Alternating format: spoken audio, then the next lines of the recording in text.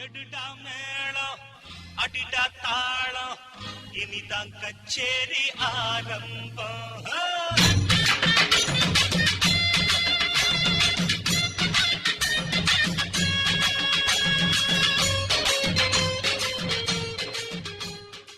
வருகின்ற பாராளுமன்ற தேர்தலில் சிவகங்கை பாராளுமன்றத்துக்குட்பட்ட அனைத்து வாக்காளர்களும் 100% வாக்களிக்கணும் அப்படின்றத வேண்டுகிறேன். இளம் வாக்காளர்கள் தங்களோட பொறுப்பை உணர்ந்து கண்டிப்பாக வாக்களிக்கிறதுக்காக முன்வரணும் அப்படின்றதையும் வேண்டுகிறேன்.